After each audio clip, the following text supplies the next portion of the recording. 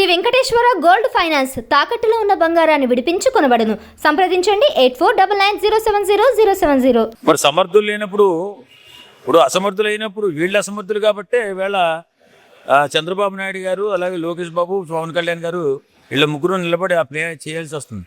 దుర్మార్గంగా మాట్లాడకూడదండి.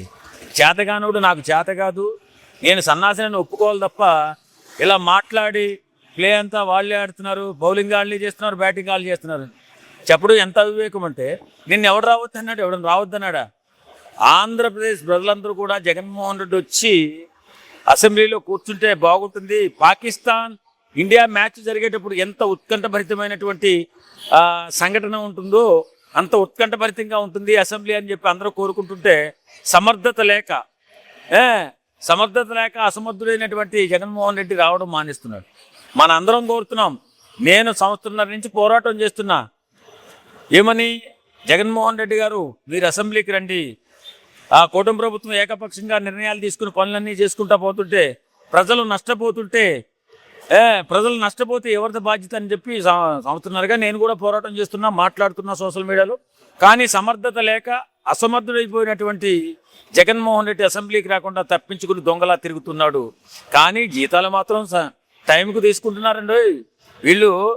వీళ్ళు వచ్చి అసెంబ్లీ స్టార్టింగ్ రోజు వచ్చి ఒక 5 నిమిషాలుండి జీతాలు తీసుకుని వెళ్ళి హాయిగా వాళ్ళ కుటుంబాలతో ఎంజాయ్ చేస్తున్నారు. ఏమి దుర్మార్గమే ఇది! ప్రజల సొమ్ము ఎలా తినాలనిపిస్తుంది జగన్మోహన్ రెడ్డి మీకు? నాకు అర్థం కాలేదు.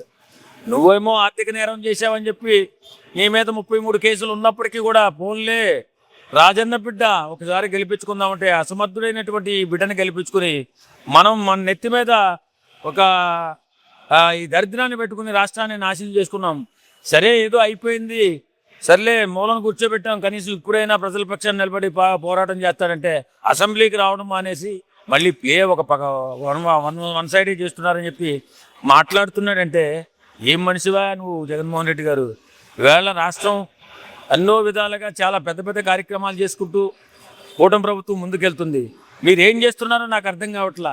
వాళ్ళు చేస్తున్నటువంటి పనుల పట్ల మీరు ఆరా తీస్తున్నారా? నిశ్చితంగా పరిశీలిస్తున్నారా?